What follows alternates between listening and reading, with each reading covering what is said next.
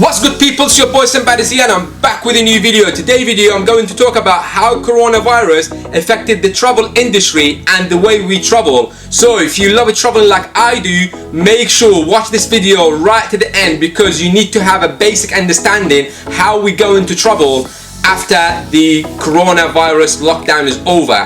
But if you are here for the first time, I do online videos and I upload at least twice a week. So make sure to check my other contents and let me know what you think. But now I think it's intro time.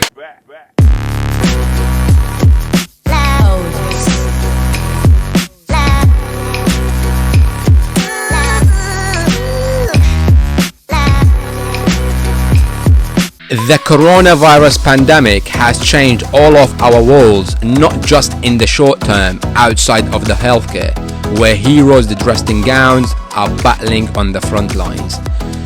Few industries have been hit very hard, especially travel industry. However, the scale of the problem cannot be ignored. Entire nations have been ordered to stay at home.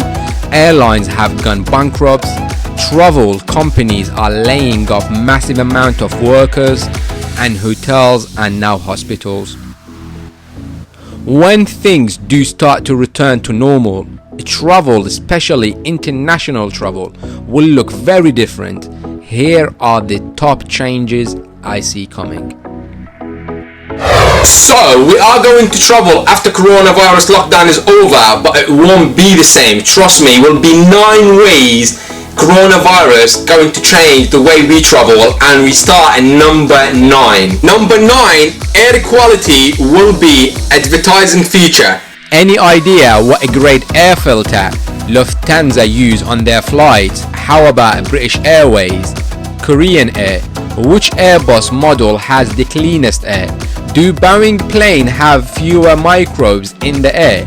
No ideas. Well, you might not know now, but once we are flying again, airlines will start boasting about their filtration system. Some have already started emailing customers about their current system in a bid to stop people cancelling. By the end of the year, it will be a question many people will be asked: how safe is the air on board? In number 8, you will take the train before the plane. Domestic travel will recover first, and for most countries that means taking a train. Not only will be able to get back on the track first, we will also be more secure about it. Trains are less crowded, have windows that open, and also are much more environmentally friendly. Once the lockdowns we see in Europe now are lifted, I predict people will rush to take a train just because they can. Number 7, society won't like you when you are sick. Even those who have recovered from COVID-19 and have built up immunity, if the virus doesn't mutate too much, won't want to travel with a cold. The current situation and the conviction with which the world is adapting social distancing will make it socially unacceptable to travel with a cold or any symptoms. The looks you will get if you cough or sneeze at an airport or on a plane will be scathing. I predict that social stigma will put a lot of people off, resulting in the potential of more no-shows on the travel days.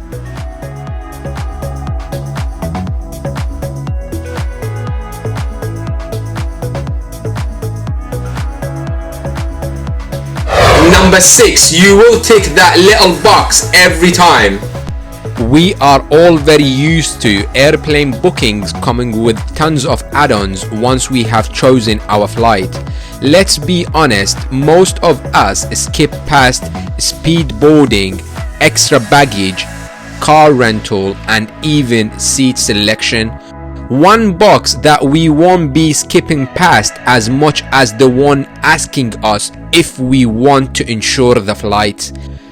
Be careful though, often this insurance doesn't cover you for many things, including the outbreak of a pandemic. Either airline providers or insurance companies are going to have to change to accommodate to our new reality. Number 5, you will pack differently. Seeing the video of a man taking out a bag of wet wipes and thoroughly wiping down his table and seat before sitting down for a takeoff, well, it could be something you start to see in the flesh. Even if it's not to that comedic extent, we are being directed to wash our hands, and the only way to do that when on the move is with hand sanitizer. We might well see the relaxing of liquid carry-on restriction as travelers want to carry more than 100 ml, especially on a long flight. Along with a hand sanitizer travel packs, it's a pretty easy prediction to make that a lot more people will travel with masks.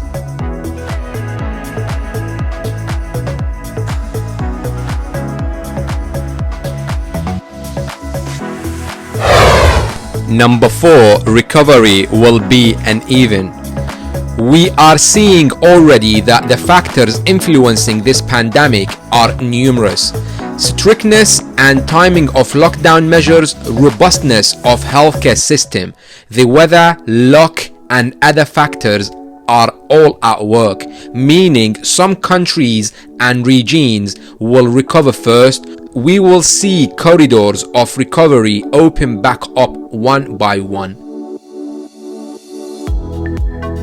How this will work exactly is difficult to predict. For example, Italy is days ahead of other European countries when it comes to the extent of its outbreak. Might this mean it's among us the first to reopen its doors like China, or will the depth of the nightmare Italy is dealing with mean that they are more reluctant to let foreigners in?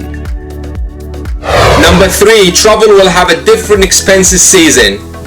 A very influential paper from Imperial College London speculates that governments will need to turn lockdown measures on and off in order to keep demands on healthcare system at manageable level.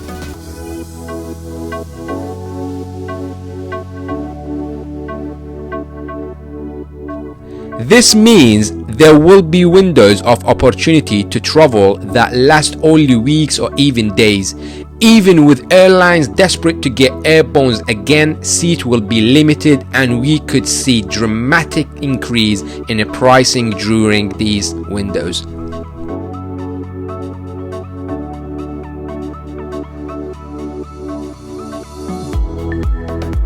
And number 2, you will need more than a passport.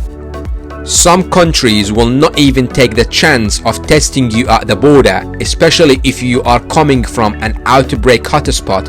Entrance will be refused unless you have certificate of immunity due to the fact that you have recovered from an infection, or because you have been vaccinated once there is vaccines available.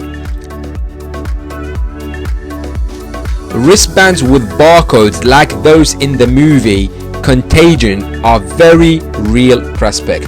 Certainly in the short term, travel will become more defined by purpose. Any business travel will need to be strictly validated as an economic activity, with companies tightening the numbers of employees who travel for them. Countries will likely only open their borders where there is a merit and it is safe to let travelers through.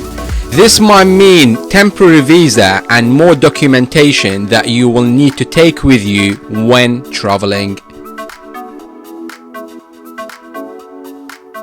And number 1, the queue at the immigration will be longer than ever.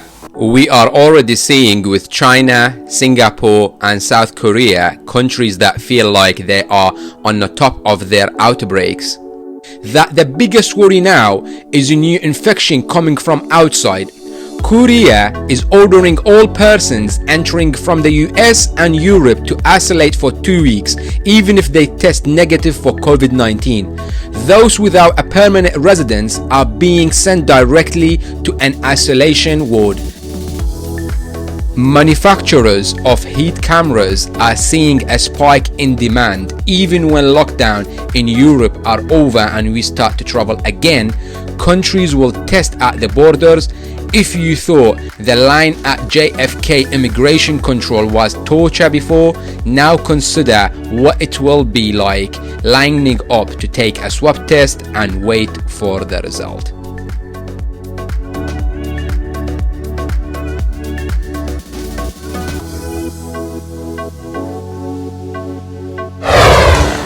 Alright guys, we got to the end of this video and I hope you guys enjoyed this video, and if you did enjoy it, watching it, don't forget to smash that like button for me, and if you haven't subscribed to my channel, and I will see you guys in 2 more days. Bye bye.